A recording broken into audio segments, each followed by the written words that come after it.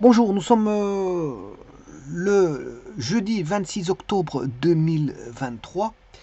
Euh, Nous avons connu hier une journée très humide et je dirais même sombre le cours de la journée. Le ciel était couvert, et donc ça fait transparaître, je veux dire, une espèce de nébulosité, voilà, qui a duré tout le cours de la journée. Et quand vient la nuit, ben, cette nébulosité est encore plus importante parce que un ciel couvert plus la nuit, ben, bon, pris en compte tous les deux, ben, ça fait en sorte qu'il fait, je veux dire, très obscur. Bon, aujourd'hui, on a une amélioration par rapport à ça. Je vous rappelle que hier, il faisait très humide. Qu'aujourd'hui, bon, il fait un peu moins humide qu'hier parce que hier, les routes, on pouvait les entrevoir complètement mouillées. Tout était mouillé. Voilà. En plus, on a eu le passage de pluie à plusieurs reprises. Donc, ça n'a pas cessé. Euh, Au point que bon, l'environnement était fortement humide. Aujourd'hui, bon, il y a une petite amélioration, il y a moins de nébulosité, mais en tout cas, il y a quand même moins des nuages blancs. Mais voilà, mais hier, il faisait quand même plus nébuleux. Alors, ce cadre de vidéo aussi va entrevoir euh, changement de repère. Alors, changement de repère, on peut en avoir plusieurs. On peut avoir un changement d'origine, un changement de base et un changement complet. Voilà. Alors, ça peut concerner les repères 1D, les repères 2D, les repères 3D. Bon. Alors, pour ce qui concerne les repères 1D, tout a été fait. Il y a eu changement de repère. Euh, J'ai vu le changement d'origine, le changement d'origine haut, le changement de base et le changement complet. Le changement complet, c'est un changement d'origine et un changement de base. Alors j'appelle que un repère 1D, c'est un axe c'est un axe construit à partir, voilà, d'un point fixé et d'une base 1. Voilà, on construit un axe qui est une droite. Alors la particularité sur ça, ben, c'est qu'on va avoir une partie positive, une partie négative et une valeur qui va faire l'intermédiaire entre le plus et le moins, le passage du plus au moins qui est la frontière. La frontière entre le plus et le moins, c'est le zéro. Voilà. Et donc là, dans le changement de base, ce qu'on peut avoir, c'est juste une homothétie. Voilà, changement de base, c'est juste une homothétie. Bon, positive ou négative, hein. Je parlais dans l'autre sens. Voilà, je parlais dans l'autre sens. Maintenant, le repère 1-2, il va avoir de petits changements. De petits changements. Alors, pas dans... Bien sûr, c'est un repère 2D, donc ce qui veut dire que bah, on a une origine fixée, bien sûr, dans le plan pi. Tout ça, c'est dans le plan pi, que ce soit sur la droite ou deux axes, un système d'axes. Voilà, là, on a un système d'axes. Voilà, que je vais appeler, ici, je vais appeler la base 1, ici, la base E2, XY. Et là, qu'est-ce qui va se passer? Ben, notre origine ici va couper. Là, on aura, comme on a des coordonnées XY, on aura les X seront plus ici, les Y positifs, là les X négatifs, les Y positifs, là les X euh, positifs, les Y négatifs, et là les X négatifs et les Y négatifs. Ce qui veut dire que là, c'est plus comme ici. Là, on n'a que deux zones. Là, maintenant, on en a quatre. Une, deux, trois, quatre. Et donc, on peut zoner un point. On peut trouver un point où il se trouve. Bon, ça, c'est une chose. C'est déjà la différence par rapport au repère 1D. La seconde différence entre le repère 1D, le repère 2D, ben, le changement d'origine, bah, il peut se faire comme en 1D, mais le changement de base, il peut avoir une rotation. Donc, c'est plus qu'une homothétie. On peut avoir une homothétie à coupler une rotation. Alors que là, on n'a qu'une homothétie. Maintenant, le changement de base, peut être le fruit d'une homothétie et d'une rotation en même temps. Et bien sûr, on a le changement complet qui augure du changement d'origine et changement de base. Voilà. Et donc, en repère 3D, on peut avoir aussi un changement d'origine, changement de base et un changement complet. Et donc, la façon de voir, parce que comme je vous l'ai dit ici, changement de base, on n'aura qu'une homothétie. On ne fera pas de rotation.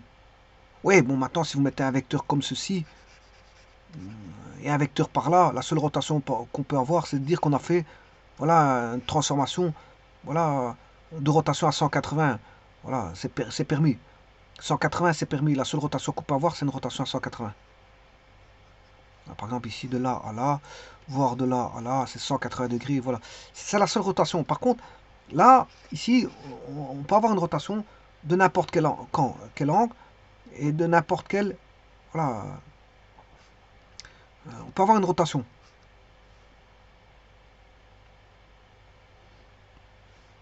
Mais avec un agrandissement, une homothétie. Et ça, je vais le voir par après. Ça, je vais le voir. Bon, mais avant toute chose, je vais définir, comment on appelle ça, le repère, bien sûr, 2D. Avant de commencer quoi que ce soit, je vais définir le repère 2D comme quand j'avais vu le repère 1D, je l'avais défini. Alors, le repère 1D, il est défini dans le plan. Donc, il faut la présence d'un plan géométrique. Alors, le plan, c'est un outil mathématique. Hein. Tout comme l'algèbre, c'est des outils mathématiques. Le plan, là où on situe des points, est voilà, un outil mathématique. Le plan est un outil mathématique comme le sont les équations. Alors, la méthode cartésienne, qu'est-ce qu'elle permet de faire? C'est de faire un choix d'un point haut du plan, pi, et d'un couple E1, E2. Et ça, c'est la grande différence par rapport à auparavant. Là, on a un couple qui est deux bases. On a une base en E1, une base en E2. Et donc, ayant fait ça, ben, on a défini une bijection entre les points du plan et des valeurs de R carré.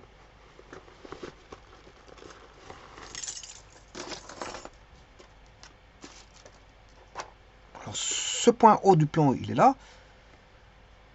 Les vecteurs de base, je peux en mettre un comme ça.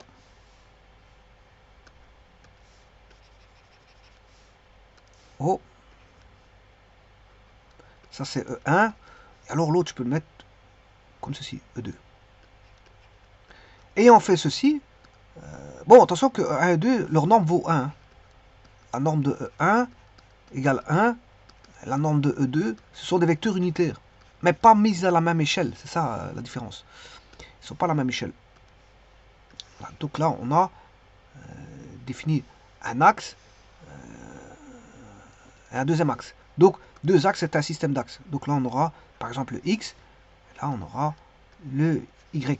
Et alors, si je prends la valeur 2, alors je rappelle que E2, il va jusque là. Donc ça, c'est 1. Et là, on aura 2. Et là, on aura 3. Bien sûr, de l'autre côté, on aura moins 1, moins 2, etc. Moins 3. Voilà. Et alors, pour l'autre, on aura 1. Le 2 sera ici. Le 3 sera un peu plus loin. Voilà, je pourrais augmenter la taille de l'axe.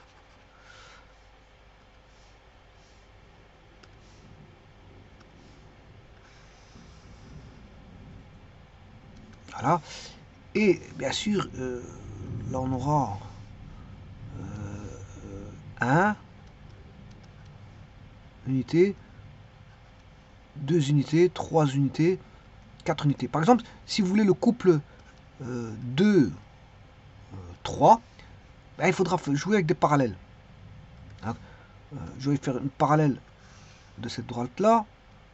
Voilà, mettre en... J'ai mis 2 en X, voilà, et 3 en Y. Et une parallèle avec cette droite-là. Donc, 2, 3, il est là. Voilà.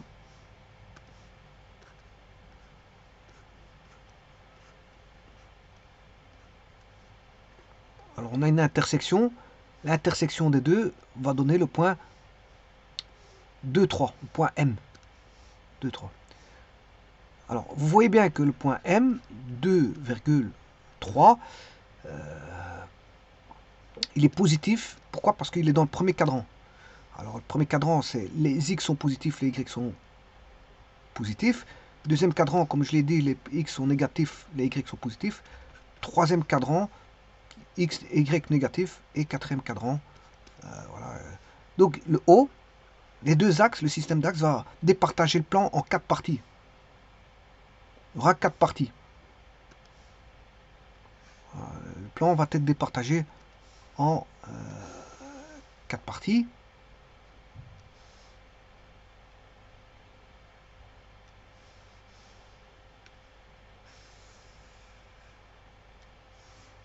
Alors, il y a cette partie, bien sûr. Voilà, cette partie-là, c'en est une. Oui, pas cette partie-là, bien sûr. Cette partie.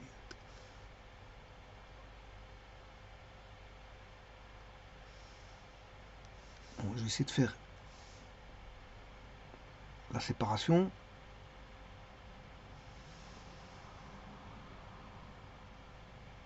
Voilà. Alors, normalement, on aura cette partie-là. Ouais, non, j'arrive pas à le faire. J'arrive pas à le faire. Donc, ce que je peux faire, c'est de le délimiter. Hein. Donc, j'arrive pas à le faire parce qu'il y a des ouvertures.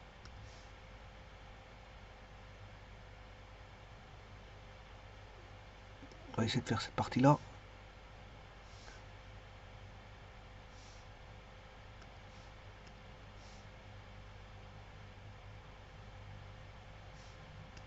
Voilà. Alors, bien sûr, il y a la partie par là. Là,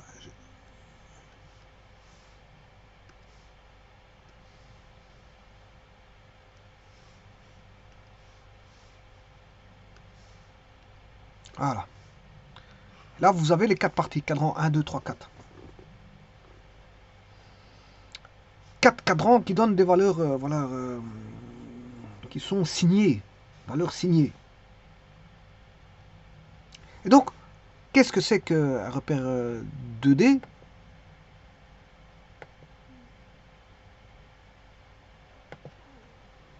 Ben, c'est une bijection qui est créée entre les points du plan et des valeurs de R carré. Des couples. Des couples. Donc, ce que je viens de vous montrer, voilà, on a un couple E1, E2 qui sont des vecteurs linéairement indépendants. Voilà, ils ne sont pas parallèles. Hein, dont les représentants sont... voilà, ils ne sont pas parallèles. Hein, ils ne sont pas parallèles comme ceci. Si je mets ceci E1, E2, les deux vecteurs sont séquents. Mais à aucun moment ils sont parallèles. Hein, donc ils sont linéairement indépendants. Ça, c'est une chose. Par contre, les valeurs,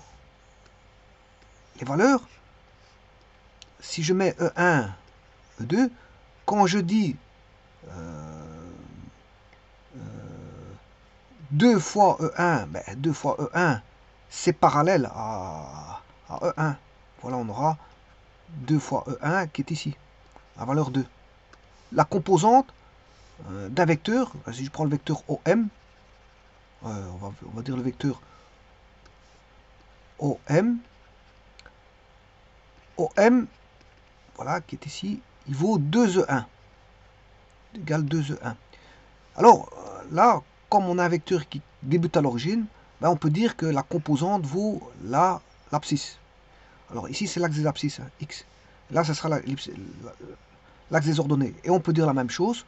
Si je veux une demi-fois E2, voilà, je vais mettre le OP, le point P, là. OP est égal, par exemple, 3 demi E2. Voilà, donc là, vous aurez compris que 3 demi, c'est l'abscisse. L'ordonnée, je m'excuse. Et après, là, à ce moment-là, les représentants, on peut les mettre parallèles. Je vais travailler voilà, un parallélisme comme ceci, tout comme je vais travailler un parallélisme comme ceci. Voilà. les représentants sont parallèles. Et donc, pour aller retrouver le point là. Et donc, c'est normal qu'on aura 2 E1 plus 3 demi E2 qui vaut le point. Donc là, on a le point M, là, on a le point P, et là, c'est le point Q. Donc, on aura OQ. La construction, un petit peu, d'un point dans le plan. Donc, on joue avec des parallèles pour les représentants. Mais les vecteurs de base sont, linéairement indépendants, donc ils ne sont pas parallèles. Voilà. Ce sont les représentants qui sont travaillés parallèlement pour trouver, si vous voulez, le point du plan mentionné qui est Q ici. Donc les représentants sont parallèles, eux, oui, ils permettent de transformer les problèmes géométriques posés dans le plan en un travail de calcul. Donc maintenant, on peut mettre des équations. Voilà, on aura des équations de droite, des équations. Si on connaît un point, on peut mettre un ensemble de points. Par exemple, une droite est un ensemble de points infini qui a toujours la même direction. On peut mettre des paraboles qui est un ensemble de points. Et donc avoir une équation qui relie tous les points entre eux par rapport à l'axe x et y. C'est l'équation de la parabole y égale à x carré plus bx plus c. Et tralala, tralala, on peut avoir toutes sortes de courbes spécifiques, voilà, traitées en mathématiques. Bon, qui sont des relations mathématiques et qui peuvent être traitées. Par exemple, l'intersection d'une droite avec une parabole, l'intersection d'une droite avec l'intersection de deux cercles, et tralala, on peut voilà, effectuer des travaux de calcul par rapport à un repère donné. Donc, il faut toujours un repère. Et en science, c'est pareil. Voilà, c'est une notion temporelle, ben, il y aura les notions de vitesse qui vont intervenir par rapport au plan. On peut avoir un problème plan lié à des notions temporelles. Donc on aura un espace-temps là. Là, ici en géométrie, on n'a qu'un espace tout court. Si vous faites que des mathématiques pures, on aura un espace pur, voilà, qui est pi, enfin un plan, un espace qui est une partie de l'espace parce que c'est un plan. Voilà, on aura un plan. Mais si vous êtes en sciences, vous aurez en plus le plan, enfin si c'est un problème plan, parce qu'on peut avoir des problèmes spatiaux, on peut avoir des problèmes linéaire en physique. Lié à un temps, ben, on aura ce qu'on appelle bien sûr un espace-temps. L'espace étant le plan ici. Alors je pourrais travailler sur une droite. On aurait la droite et le temps. On peut travailler dans l'espace et le temps. Donc à 3 dimensions. Donc en mettant un repère à 3D. 3D. Voilà, donc on peut avoir traité des problèmes de mathématiques, des problèmes liés à la physique, à la mécanique, etc. En posant un repère. Et bien sûr, vous aurez compris qu'en justement en sciences, c'est fortement lié au repère, parce que voilà, il y a des notions de relativité, de mouvement, de relativité, voilà, de beaucoup de choses. Il y a plusieurs relativités. Et donc, les relativités font en sorte que ça dépend du repère.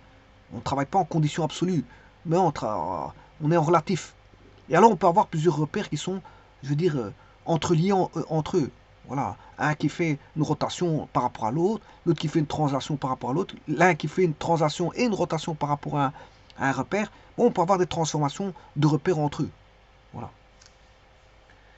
Et donc faire ça, poser un repère, c'est établir une méthode analytique. Et ici, elle est cartésienne.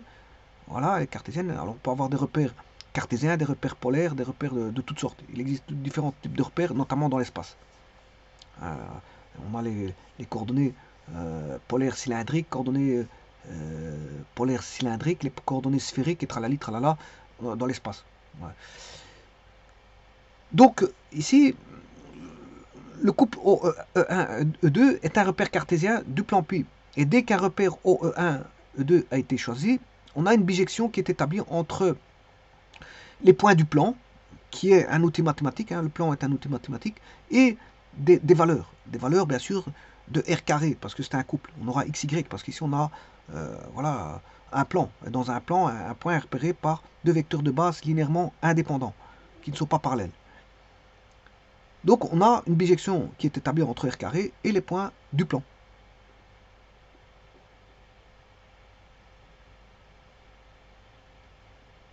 Et donc, OE1, E2, ben, voilà, dans le plan, constitue un repère. Et donc, on peut créer l'axe des abscisses en plaçant une droite sur E1.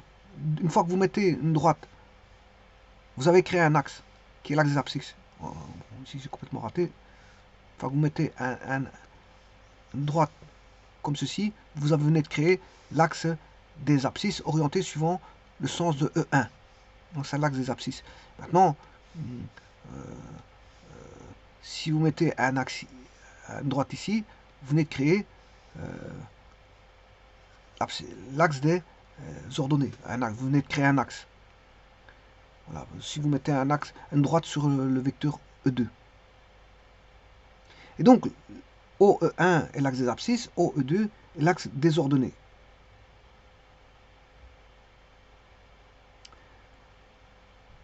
Alors maintenant, comment décrire ceci? Comme je l'ai indiqué, c'est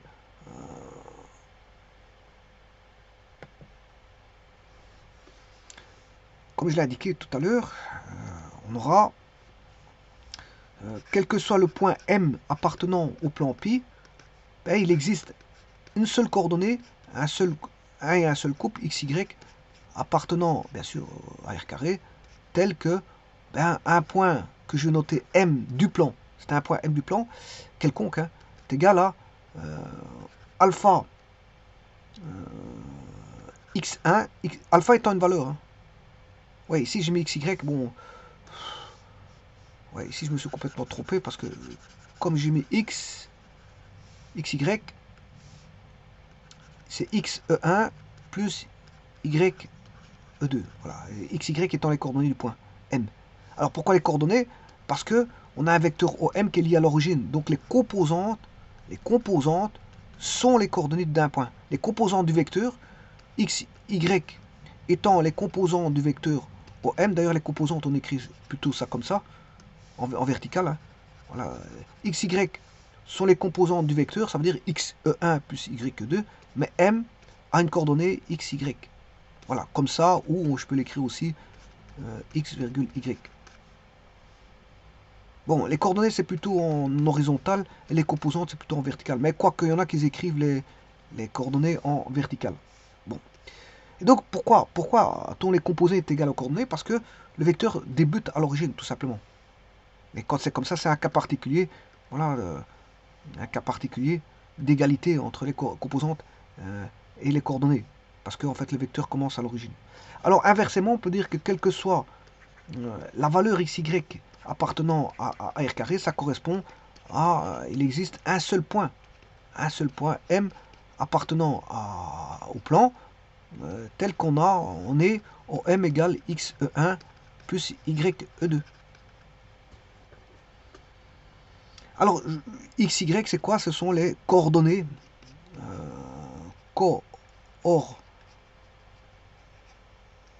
coordonnées du point M. Et je dirais même les coordonnées cartésiennes. Les coordonnées cartésiennes. Du point, dans ce cas-ci, c'est M. Coordonnées cartésiennes. Et donc, vous voyez qu'on a un aspect géométrique qui est transformé. Bon, le point de vue géométrique, c'est qu'on a un plan, on a un point du plan, on y fixe deux vecteurs de base, une origine. On y fixe une origine d'abord, hein, on identifie son origine, où elle va se placer dans le plan. Et puis, on y met deux vecteurs de base qui sont reliés à l'origine. Et à partir de là, ben, on vient de créer voilà, un repère. Et un repère permet de repérer tout point du plan par rapport à une coordonnée xy. Par rapport, bien sûr, à ce système d'axes de coordonnées cartésiens. Parce que si vous créez un autre système d'axes, c'est normal que ce ne sera pas les mêmes valeurs. D'ailleurs, c'est ce que je veux voir ici.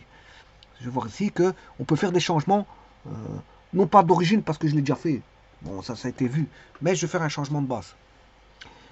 Alors, le changement de base ici, comme je vous ai dit, va être le changement de base ici, en changement de base, et repérer un dé, on peut avoir qu'une homothétie.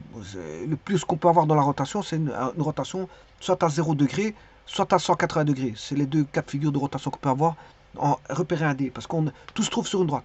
Mais maintenant, le repère ici, je peux le faire changer en homothétie et en rotation. Et donc, là, Il faut entrevoir la chose autrement.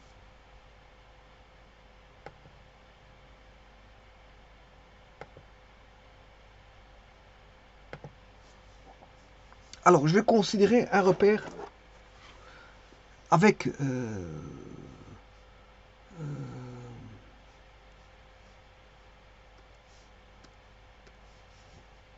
de départ.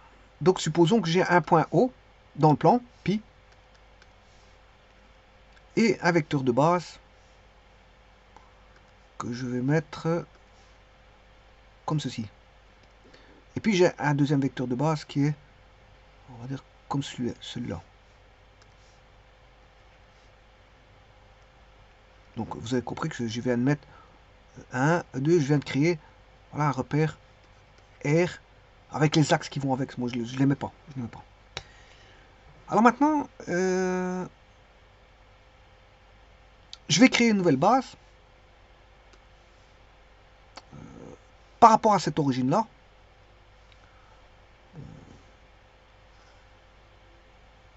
Qui est comme ceci. Parce que, pourquoi lié à l'origine? Parce que je ne fais pas de changement d'origine. Je fais qu'un changement de base. Je ne fais pas un changement de base et un changement d'origine. Donc, le premier, le voici.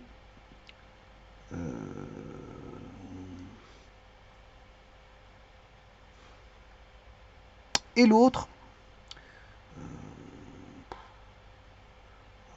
voilà, par exemple. Donc celui-ci, ce serait E1', vecteur E1', c'est la nouvelle composition par rapport à E1. Et celui-ci, c'est la nouvelle composition par rapport à E2. Bon. Le tout, c'est de se ramener par rapport à E1, E2. Alors maintenant, que vaut E1'? En valeur, hein, pas en angle. Je pourrais travailler en angle. Ici, je travaille en valeur. Alors, en angle, il faudrait faire un petit peu de trigonométrie par rapport aux valeurs. Ce serait des sinus et cosinus qui interviendraient. Donc, celui-ci, on va déjà travailler ici. Attention que ça doit être des parallèles. Voilà, une parallèle à E2, une parallèle à E1.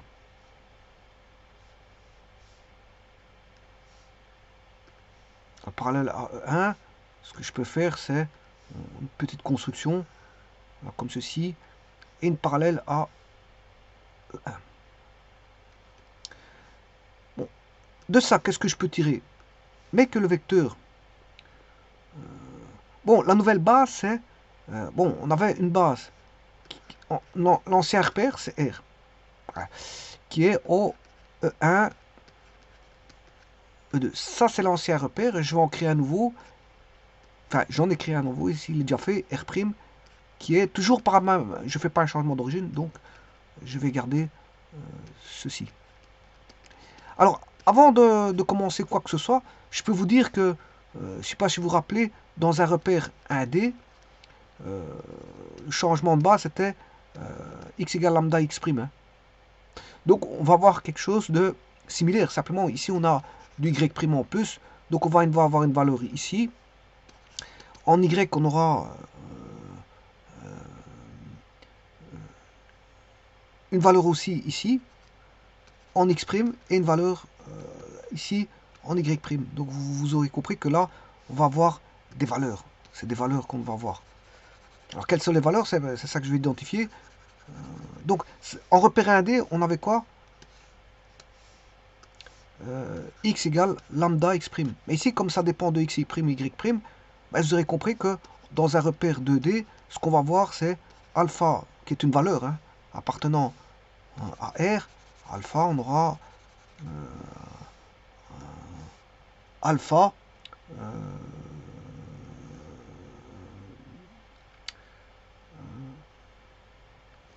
alors, en x', j'en ai une. Là, j'aurai alpha, bêta, gamma et delta. On aura ça. Pourquoi? Parce que c'est une analogie à ça, simplement que à la place d'avoir une valeur, on en aura deux. Parce qu'il y a le x' et le y', aussi bien pour x et aussi bien pour y. Voilà, c'est juste ça. Donc, c'est un, on va dire, un prolongement de, voilà, de ce qui existe en 1D. Et en 3D, ce sera pareil. En 3D, ce sera un prolongement de ce qui existe en 2D. Donc, connaître la 2D ben, permet de passer en 3D assez aisément. Oui, mais ici, là, ce vecteur E1', donc ça c'est le nouveau repère E1'. Qu'est-ce que je peux dire de E1'? Ben, je peux le décomposer par rapport à l'ancien repère. Donc, je peux dire qu'il vaut, là, il vaudra alpha E1. Voilà. Il vaut alpha E1 plus, il vaudra bêta E2. Voilà. Alpha E1 plus bêta E2. Si je fais la même chose avec E2', bah on a une décomposition de prime. Il faudra décomposer par rapport à E1 et E2. Alors par rapport à E1, il faut que je reparte par là. Et E2, il faut que je fasse une parallèle à E2. Ouais, voilà, c'est comme ça. J'espère que je suis bien parallèle. Voilà. Alors la valeur peut être positive ou négative, on s'en fout. Et donc, là, j'ai une valeur négative dans ce cas-ci. Dans ce cas-ci, elle est négative, mais on s'en fout. On va la prendre... ça peut être moins 3 ou quelque chose comme ça, ou 4. Je vais prendre gamma, voilà, qui est négatif ici, dans ce cas, gamma est négatif. Gamma E1 plus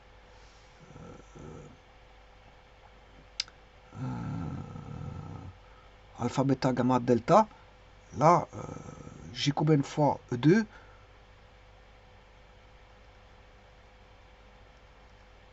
Delta.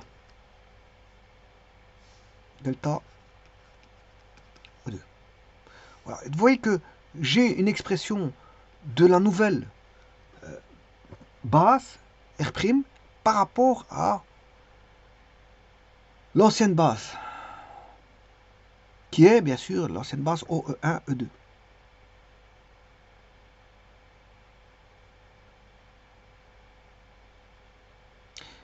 Et maintenant, si je mets un point P,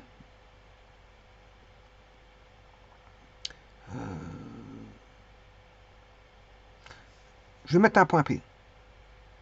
Donc ça, c'est l'expression d'une base par rapport à l'autre. Hein. C'est comment est la transformation d'une base donnée. Ici, c'est comment est donné R'. Voilà, comment est donné R' par rapport à un repère R. Je connais les composantes dans le repère R, que valent-elles dans le repère R'. Donc, on connaît les composantes d'une base à l'autre. Vous voyez que c'est des transformations de base. Maintenant, si je prends un point que je vais appeler P, là, le point P,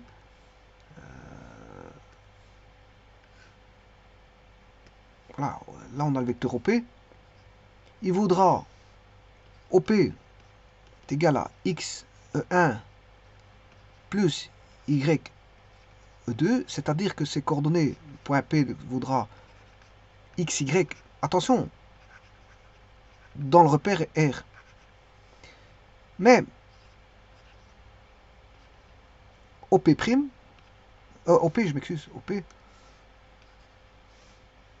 vaudra x' dans E1' plus y' dans E2', et le point P vaudra x' en coordonnées x', y' dans R'. Bon, le tout c'est de trouver, via la transformation de composantes qu'on a, de trouver voilà, la transformation, voilà, de la passage d'une coordonnée à l'autre par l'intermédiaire d'une transformation de changement de base.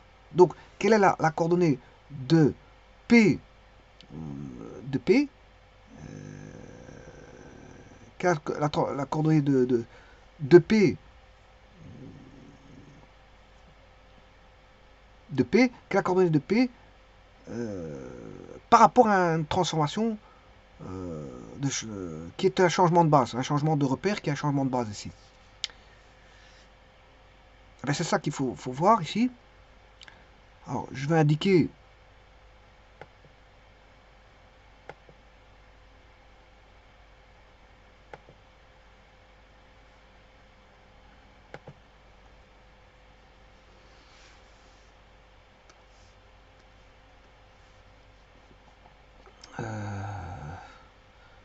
que x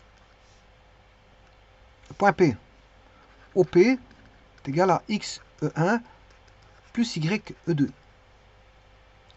Le tout, c'est de faire intervenir, bon, ça vaut OP qui vaut le deuxième OP, là, qui vaut aussi x' E1'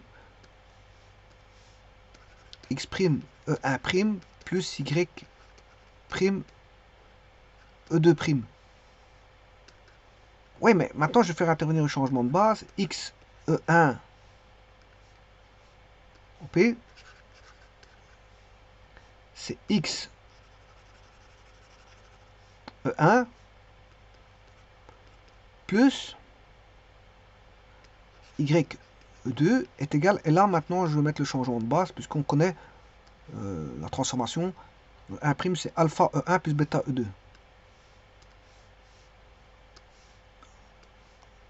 Alpha E1 plus bêta E2. Et bien sûr, ça c'est E1' plus y'. Et là, vous allez chercher les deux autres. Hein. Gamma plus delta. Gamma E1 plus delta E2. Voilà. Et ceci, bien sûr, vous aurez compris que celui-ci, c'est E1'. Et celui-là, c'est E2'. Donc, qu'est-ce qu'on va dire? Que x E1 plus y E2 est égal à alpha x' E1 plus gamma y' E1. Ah, c'est celui-là et celui-là. Avec la distributivité, bien sûr, de ça et de ça. Et maintenant, je prends bêta x' plus bêta x'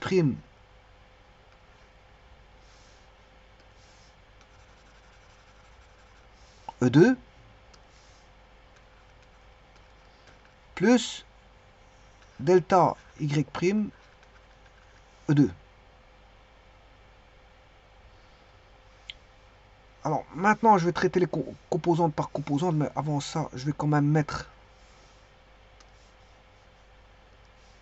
en évidence x E1 plus y E2 est égal à alpha x' plus gamma y' E1 plus bêta x'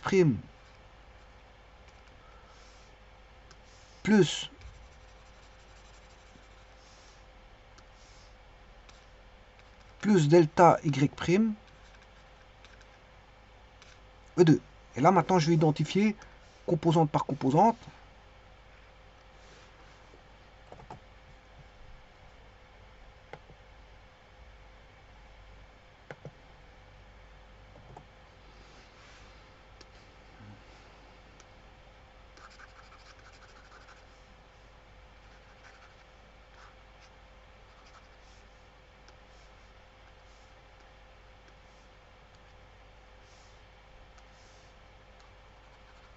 Voilà. Alors, si je regarde les composantes en E1, x E1 est égal à alpha x' plus gamma y' E1. Et les composantes en y E2 est égal à bêta x' plus delta y' E2. Ça veut dire que là, si je regarde les composantes c'est alpha x', alpha x' plus gamma y', et y égale bêta x' plus delta y'. Et ça, je peux le mettre sous forme matricielle. Hein. Voilà. Bon, alors on va pas travailler dans les repères 1D, on va pas mettre un repère. Je vous avais dit que c'était x égale lambda x'. Hein. Donc là, on va pas mettre une matrice pour x égale lambda x' et y égale voilà, lambda x'. Voilà, on va pas faire ça. En repère R1D, on a changement de base. C'est x égale lambda x'. On va pas faire une matrice pour ça. On va pas créer des matrices 1, 1 pour ça. Par contre, en repère en 2D, intervient les matrices. Et bien interviendra les matrices en 3D aussi. C'est une expression linéaire. Donc, ceci va s'écrire sous forme matricielle.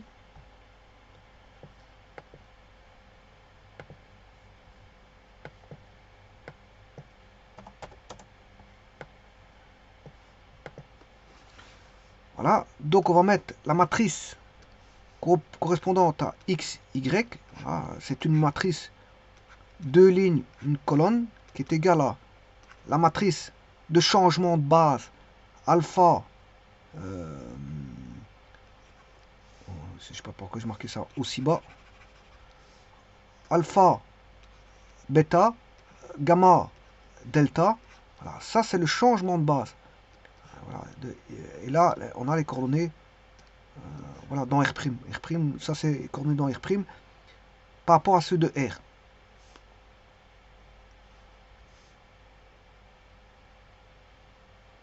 Voilà, donc je vous rappelle qu'ici c'est une 2,1 et là c'est une 2,2. Et donc on peut multiplier. Pourquoi? Parce que quand on a la même valeur ici, on peut la multiplier. Le résultat final va donner une 2 fois 1.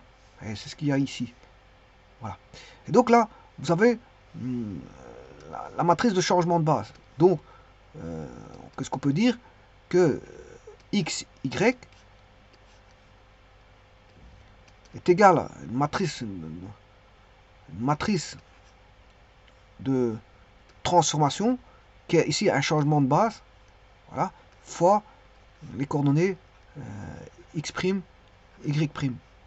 Bon, et alpha, bêta, gamma, c'est quoi? Ben, c'est tout simplement par rapport à ce qui était donné tout à l'heure. Hein. Il faut connaître la transformation, voilà, ici, de changement de base. Le changement de base, il est là. Changement de base. Si vous connaissez, bien sûr, alpha, bêta, gamma, delta, ben, vous pouvez avoir la matrice de transformation de changement de base. Et donc écrire ceci.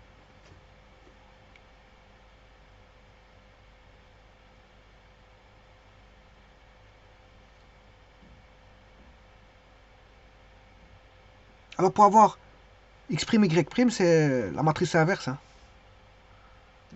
Voilà, x', y' est égal à la matrice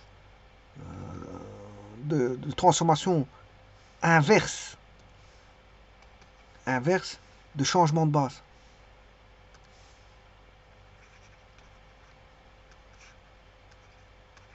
Et là, pour pouvoir voir soit, là c'est le repère R, ça c'est le repère R'. Mais là c'est le repère R, et là c'est le repère R'. Donc on peut voilà, faire une transformation inverse pour essayer d'avoir voilà, les composantes inverses. Donc c'est la formule ce sont les formules de passage au travers des matrices. Bon, soit de l'ancienne, R' étant là la nouvelle. Voilà, R étant l'ancienne. Donc on peut passer de l'ancienne à la nouvelle ou de la nouvelle à l'ancienne avec une matrice de changement de base. Je vous remercie.